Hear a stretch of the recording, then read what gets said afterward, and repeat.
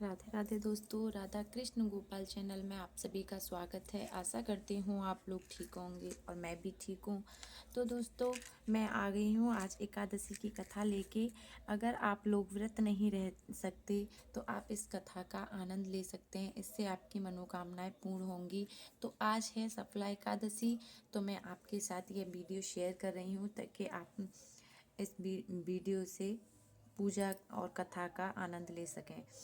तो सफला एकादशी की पूजा में पाठ किया जाता है हरि की, और कृपा बरसेगी आप पर अगर आप एकादशी की कथा सुनेंगे। तो इस माह में 2 बार एकादशी व्रत किया जाता है। अगर आप विष्णु भगवान की कृपा प्राप्त करना चाहते हैं तो इस वर्ष 2024 की अंतिम सफला एकादशी के दिन भगवान विष्णु और देवी लक्ष्मी की पूजा अर्चना करें। इससे कारोबार में वृद्धि होगी। पूजा के दौरान व्रत कथा का पाठ जरूर करना चाहिए, इससे व्रत का पूर्ण फल प्राप्त होता है।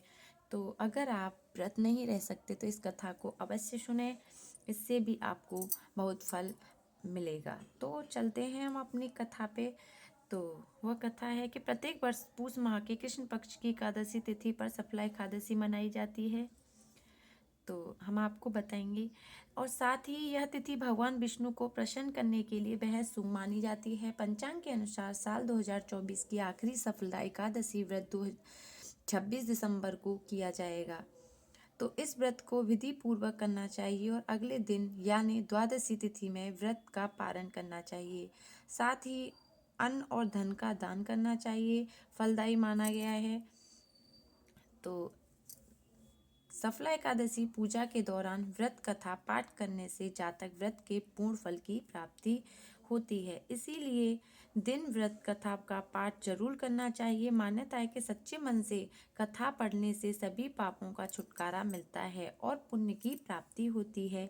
ऐसे में आइए हम जानते हैं कि व्रत कथा क्या है। सफला एकादशी पौराणिक कथा के अनुसार एक पंचावती नाम का एक नगर था। तो हम कथा शुरू करते हैं।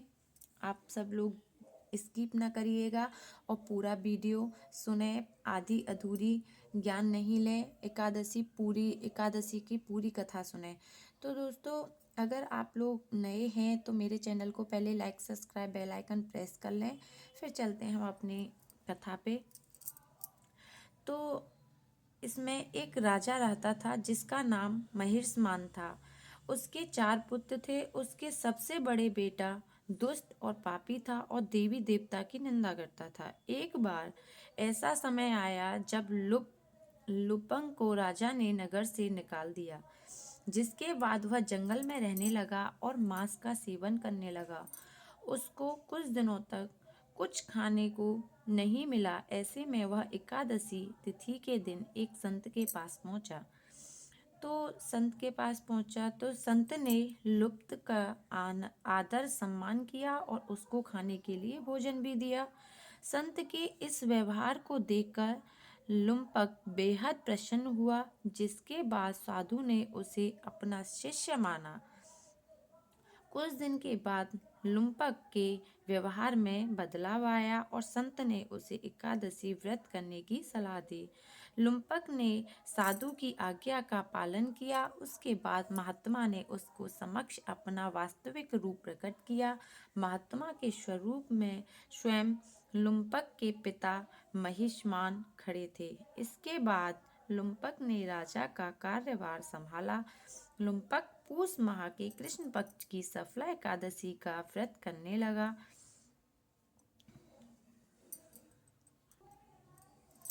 तो उसे सफला एकादशी के प्रभाव से राज और पुत्र का वरदान मिला। इससे लुम्पक का भी मन अच्छे की ओर प्रवृत्त हुआ।